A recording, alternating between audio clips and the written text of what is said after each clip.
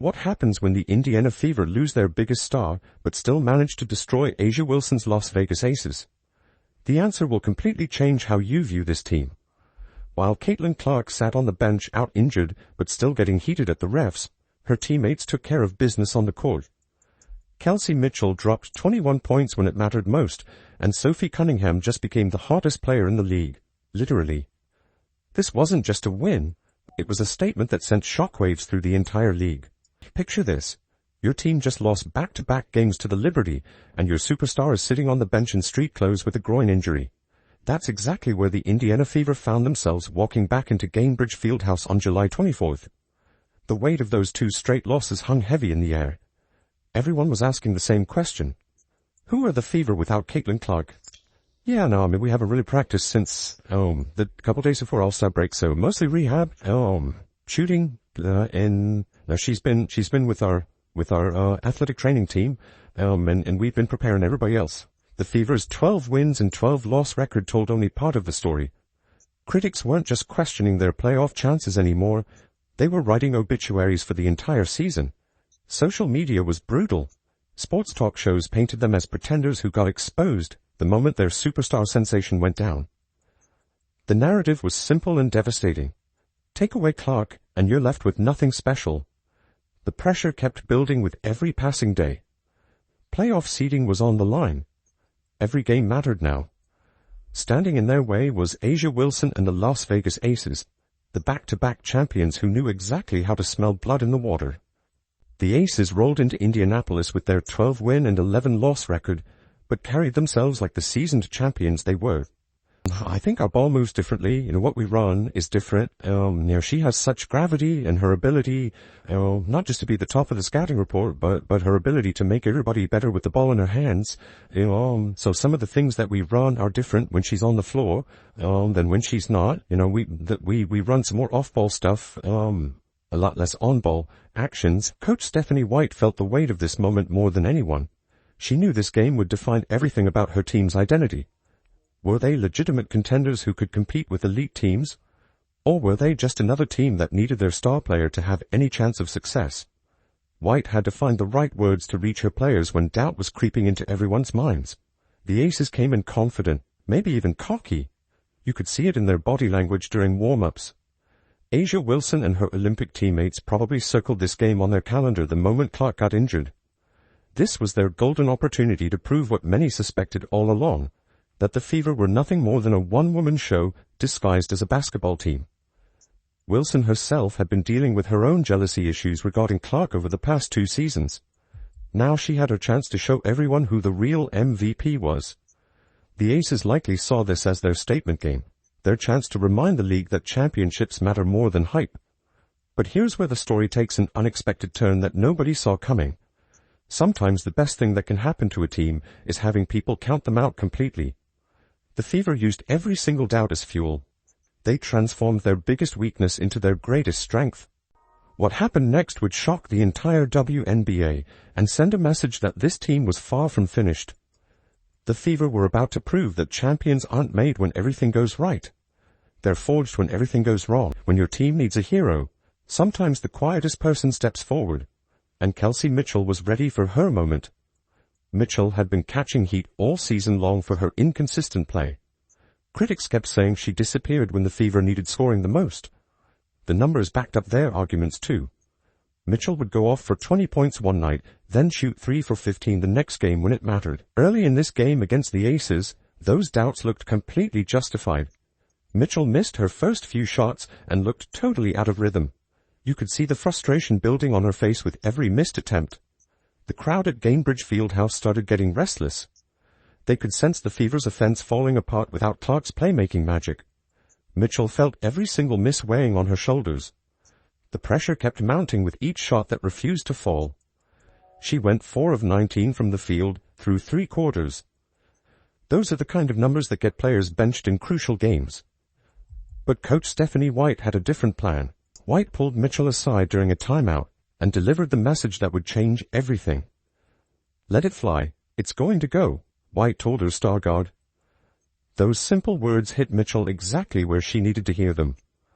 White also reminded Mitchell to stay balanced when attacking the rim for better reads and decisions. Mitchell's teammates started rallying around her in ways that don't always show up in the box score. They fed her the ball in better positions. They set harder screens to get her open looks. They created the space Mitchell needed to find her rhythm and confidence again. Then something just clicked in the second half. Mitchell started hitting shots from all over the court. Her speed became a major problem for the Aces' defense. She was driving hard to the basket and finishing through contact. She was pulling up for mid-range jumpers that found nothing but net. The fourth quarter became Mitchell's personal showcase when the game was hanging in the balance. She scored 9 crucial points in those final 12 minutes. She went 4 for 5 from the field when it mattered most. Mitchell also recorded 4 assists that tied for the team high mark. She was making plays for her teammates while taking over the scoring load. Mitchell finished with 21 points, silencing every single critic who questioned her ability to lead this team in clutch moments. She demonstrated the mental toughness she talked about after their loss to the Liberty. Her performance proved that the Fever had multiple players capable of taking over games when needed most. This wasn't just about replacing Clark's production. This was about Mitchell becoming the leader this team always needed her to be. While everyone was focused on who would replace Clark's scoring, Sophie Cunningham quietly became the most dangerous shooter in the entire league. She entered this game against the Aces riding a scorching hot streak that had her reaching double figures in 6 straight games. The numbers were getting impossible to ignore. Cunningham was averaging 13.7 points and 4.7 rebounds per contest while making 3.0 three-pointers a night. Plan for Sophie Cunningham to start again tonight, or what's your... Yes, what is it about her, I guess, at the start of a game that you like? Hasn't heard, I know. Another ball handler, another player who can create shots for her teammates, as well as stretch the floor. A really good defensive rebounder as well. We had at times really struggled from a defensive rebounding standpoint, so like that as well. And her energy. The question wasn't whether she could keep shooting well. Everyone knew Cunningham had the ability to knock down shots. The real test was whether she could maintain this incredible pace against elite competition like A'ja Wilson's championship squad. The pressure was different now. Teams were starting to game plan specifically for her hot shooting. The numbers were almost too good to believe. Cunningham was shooting 58.1% from three-point range over her last 6 games. That percentage made her the hottest shooter in the entire WNBA during the month of July. These weren't garbage time threes either. She was hitting clutch shots when her team needed them most. Against the Aces, Cunningham stepped up when the lights were brightest. She knocked down 3 of 4 attempts from beyond the arc. Her 15 points weren't just numbers on a stat sheet. They were perfectly timed daggers that kept the Aces from mounting any serious comeback attempt. Every time Las Vegas started building momentum, Cunningham would drain another 3 to crush their hopes. What makes Cunningham special isn't just her shooting. She contributes rebounds, defense, and leadership when needed. Coach Stephanie White moved her into the starting lineup specifically to leverage her energy and versatility. White praised Cunningham's ability to stretch the floor, rebound defensively, and facilitate on offense. She called Cunningham another ball handler and shot creator. Basketball analysts are now seriously discussing her as the front-runner for 6th Player of the Year. Honestly, who else even comes close? One analyst called her an absolute assassin for her clutch shooting ability.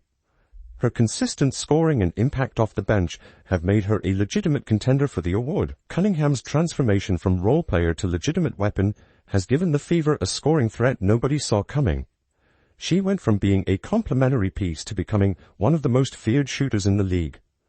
Some fans are even saying that haters need to apologize to Sophie Cunningham for doubting her abilities. Her consistency and clutch gene have become the perfect complement to this team's championship aspirations. When Caitlin Clark returns from injury, she'll be joining a team that has another proven scorer who can swing the game's momentum. Cunningham has proven she belongs on basketball's biggest stage.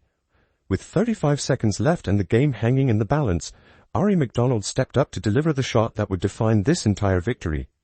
The Fever were clinging to a 5-point lead, but everyone knew that wasn't safe against a championship team like Las Vegas. The Aces had been chipping away at Indiana's advantage all fourth quarter. Las Vegas still had enough time to steal this game if they got a stop and hit their shots, and McDonald caught the ball at the top of the arc with A'ja Wilson's team desperately trying to mount one final push for their playoff lives. The pressure was enormous for McDonald in that moment. Miss this shot and give the two-time champions life to complete their comeback. Make it and crush their hopes completely. McDonald didn't hesitate for even a second. She rose up with the confidence of a player who belonged in this moment. The step-back three-pointer was fearless. McDonald launched that shot, knowing exactly what it meant for her team's season. The three-pointer swished through the net like it was always meant to go in. The shot extended the lead and broke the Aces' spirit completely. The Gainbridge Fieldhouse crowd exploded into a frenzy. They knew they had just witnessed something special. McDonald went a perfect 3 for 3 from three-point range in this game. Her overall performance was outstanding with 9 points, 4 assists, and 2 steals in 22 minutes. But that clutch three was her only attempt in the fourth quarter. Talk about making it count when it matters most. Natasha Howard's dominant 18 points and 13 rebounds had set the foundation all game long. Howard grabbed 3 steals and controlled both ends of the court. She talked about how defense gets their offense going. Our defense gets our offense going. When defense is going, our offense is going, Howard said after the game. But McDonald's shot was the perfect exclamation point on top of Howard's stellar performance. Well, first of all, I started off with our defense. Our defense gets our offense going. That's how we maintain games like that. We don't rely on our offense a lot. We rely on our defense to get our defense. When our defense is going, our offense is going. So, we eliminated the Vegas in one shot, and that's how we got open shot for the shooters inside the paint and everything. Even Caitlin Clark jumped off the bench in celebration.